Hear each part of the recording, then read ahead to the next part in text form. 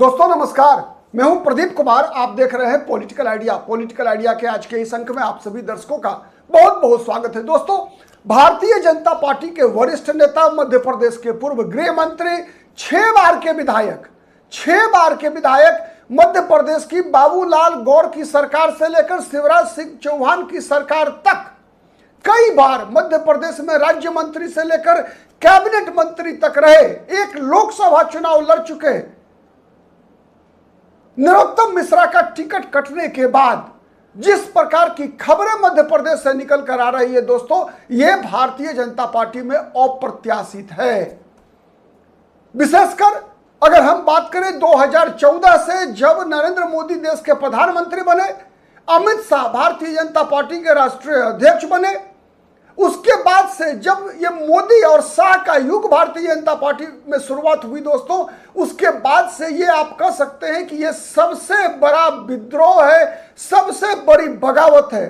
स्थिति ये बनी दोस्तों कि मध्य प्रदेश के दतिया में नरोत्तम मिश्रा का टिकट काटे जाने के खिलाफ जो हिंसा हुई है दोस्तों, इसमें दतिया के एसपी समेत 8 पुलिसकर्मी घायल हुए हैं। 27 भारतीय जनता पार्टी के नेताओं कार्यकर्ताओं के खिलाफ एफआईआर दर्ज किया गया है। इतना ही नहीं, भारतीय जनता पार्टी के कार्यालय में तोड़फोड़ हुआ। इसके अलावा भारतीय जनता पार्टी के दतिया के जिला अध्यक्ष के नेतृत्व में पूरी भारतीय जनता पार्टी की इकाई ने इस्तीफा दे दिया। भारतीय जनता पार्टी के जितने भी पार्षद थे जिले के, उन सबों ने अपने अपने पद से भारतीय जनता पार्टी से इस्तीफा देने की घोषणा कर दी।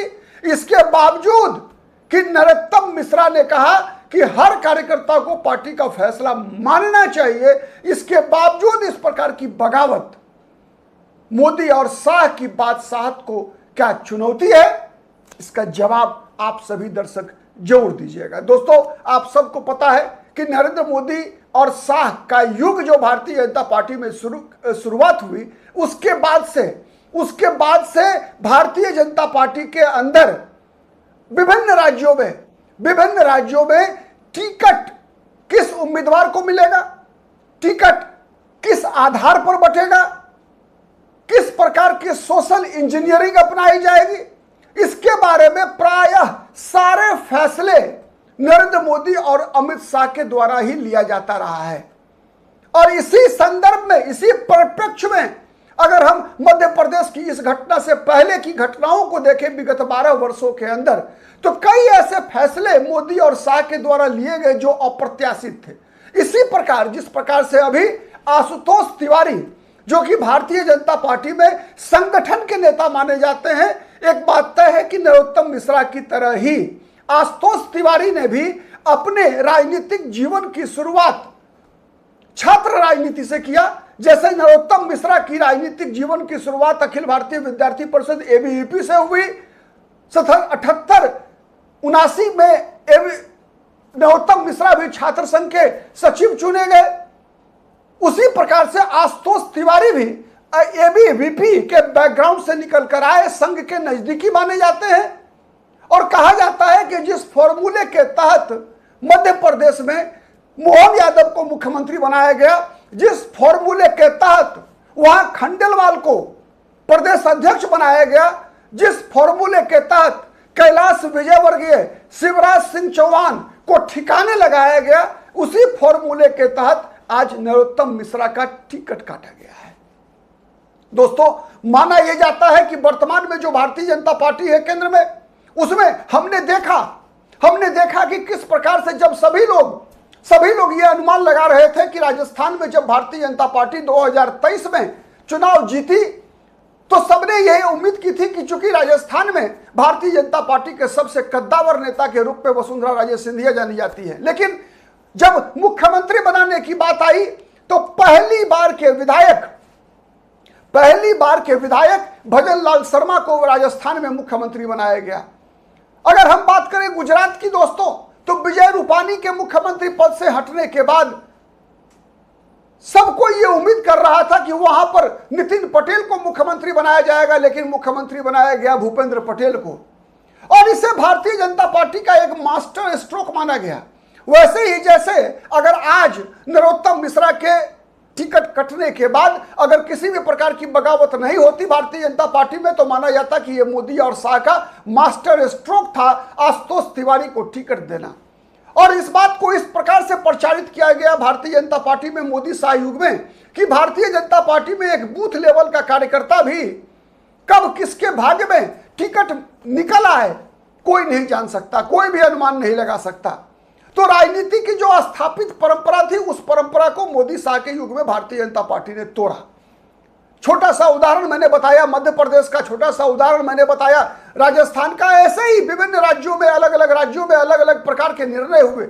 जिस प्रकार से बिहार में सम्राट चौधरी को मुख्यमंत्री बनाया गया, कई भारतीय जनता पार्टी के नेता जो वर्षों से भारतीय जनता पार्टी में बिहार प्रदेश में काम कर रहे थे, छात्र जीवन से स्थापित थे राजनीति में, चाहे वो नित्यानंद राय ही क्यों ना हो, लेकिन नित्यानंद राय जैसे नेताओं की दावेदारी को ठुकराते हुए दूसरे दल से आए हुए सम्राट चौधरी को मुख्यमंत्री बनाया गया। जब उत्तर प्रदेश में मुख्यमंत्री बनाने की बात आई थी तो माना यह जा रहा था कि केशव प्रसाद मौर्य उत्तर प्रदेश में भारतीय जनता पार्टी के मुख्यमंत्री हो सकते हैं, लेकिन योगी आदित्यनाथ को मुख्यमंत्री बनाया भारतीय जनता पार्टी ने चौंकाया। न केवल देश की जनता को, उत्तर प्रदेश की जनता को, बल्कि भारतीय जनता पार्टी के कार्यकर्ता भी चौंक गए थे ऐसे फैसलों को सुनकर जब भजन लाल शर्मा को, मोहन यादव को मुख्यमंत्री बनाया गया।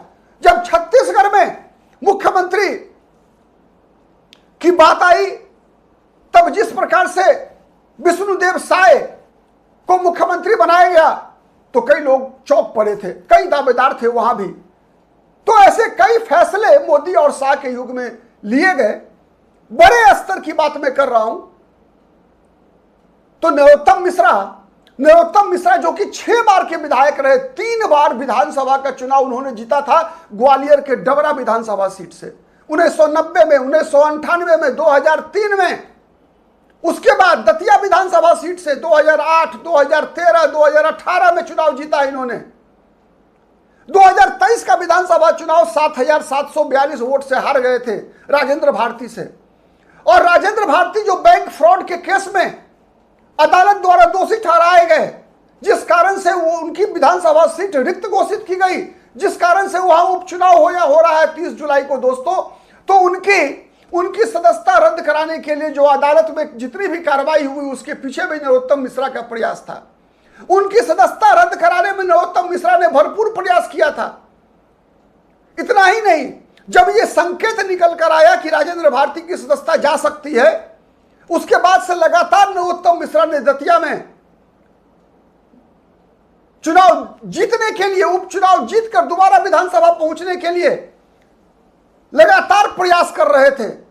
और जब चुनाव की घोषणा हो गई कि 30 जुलाई को वहां चुनाव होगा, मतदान होगा, उसके बाद उन्होंने उम्मीदवारी के लिए पर्चा भी खरीद लिया था। उनको किसी ने सपने में भी नहीं सोचा था कि नरोत्तम मिश्रा जैसे व्यक्ति का टिकट भी कट सकता है, क्योंकि नरोत्तम मिश्रा का जो कद था, कई बार उन्हें मुख्यमंत्री पद का दावेदार भी माना जाता था।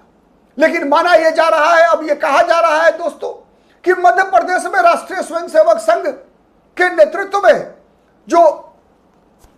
जो एक विचार काम कर रहा है मध्य प्रदेश में, वो नहीं चाहता था कि मोहन यादव के सामने कोई चुनौती खड़ी हो। नरोत्तम मिश्रा को एक चुनौती के रूप में देखा जा रहा था। नरोत्तम मिश्रा उसी कैटेगरी में आते हैं जिस कैटेगरी में शिवराज सिंह चौहान, कैलाश विजयवर्गीय जैसे नेता आते हैं मध्य प्रदेश में। तो भारतीय जनता पार्टी का शीर्ष नेतृत्व और राष्ट्रीय स्वयंसेवक संघ का नेतृत्व मध्य प्रदेश में नहीं चाहता था कि मोहन यादव के समक्ष कोई ऐसी नरोत्तम मिश्रा जैसी चुनौती चुनाव जीतकर मध्य प्रदेश की विधानसभा में पहुंचे। और यही वो कारण है जिस कारण से नरोत्तम मिश्रा का टिकट काटा गया। लेकिन दोस्तों, बात इससे भी बड़ी है। बात इससे बड़ी यह है कि जिस प्रकार का विरोध प्रदर्शन हुआ है, अब इस विरोध प्रदर्शन के बाद अगर कोई भारतीय जनता पार्टी के नेतृत्व की तरफ से कोई बड़ी कार्रवाई नहीं होती है तो यकीन मानिए यह सिलसिला आगे बढ़ सकता है।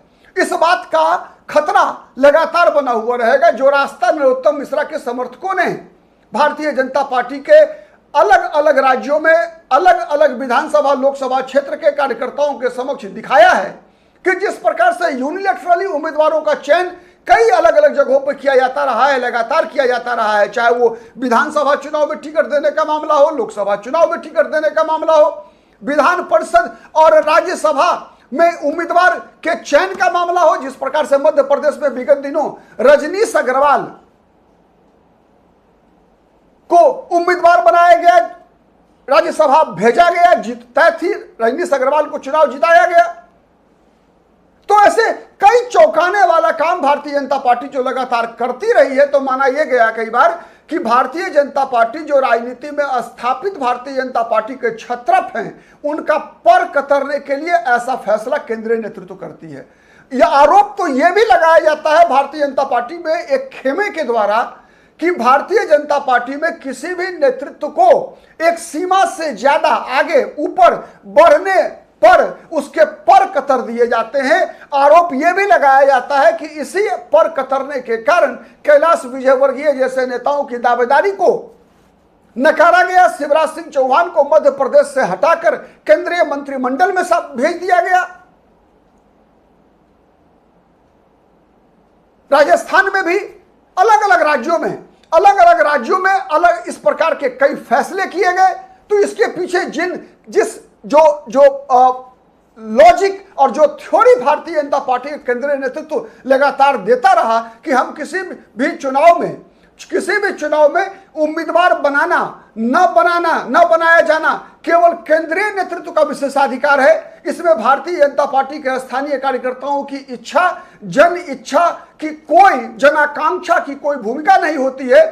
तो ऐसे सवालों पर कहीं ना कहीं नरोत्तम मिश्रा के टिकट कटने के बाद जो विरोध प्रदर्शन हुआ है दोस्तों, ये कहीं ना कहीं प्रश्न चिन्ह खड़ा करता है और आने वाले दिनों में भारतीय जनता पार्टी के लिए एक बड़ी चुनौती इसके माध्यम से खड़ी हो सकती है। आप इस विश्लेषण से कितने सहमत हैं, कमेंट करके जरूर बताइएगा दोस्तों कि क्या नरोत्तम मिश्रा जैसे नेताओं का टिकट काटकर भारतीय जनता पार्टी भविष्य में वही काम नहीं कर रही है जो काम इतिहास में कांग्रेस पार्टी ने किया था। कांग्रेस आज कमजोर केवल इसलिए नहीं हुई दोस्तों कि कांग्रेस का केंद्रीय नेतृत्व कमजोर है, बल्कि आज कांग्रेस इसलिए भी कमजोर हुई कि कांग्रेस पार्टी के विभिन्न राज्यों में जो छत्रप हैं, जो राज्य स्तरीय नेतृत्व है, वो कमजोर हुआ। तो क्या नरोत्तम मिश्रा, कैलाश विजयवर्गीय, शिवराज सिंह चौहान जैसे मध्य प्रदेश में नेताओं के ठिकाने लगाने का असर भविष्य में भारतीय जनता पार्टी को इसका दुष्परिणाम भुगतना नहीं पड़ेगा? जवाब जरूर दीजिएगा। आप विश्लेषण से कितने अगर सहमत हैं तो जरूर लाइक कीजिए, शेयर कीजिए, जिससे कि अधिक से अधिक लोगों तक हमारी बातें पहुंचे। और अब तक यदि पॉलिटिकल आइडिया को सब्सक्राइब नहीं किया है तो प्लीज सब्सक्राइब कीजिए। आज के लिए इतना ही, फिर मुलाकात होगी किसी अन्य मुद्दे पर। तब तक के लिए नमस्कार।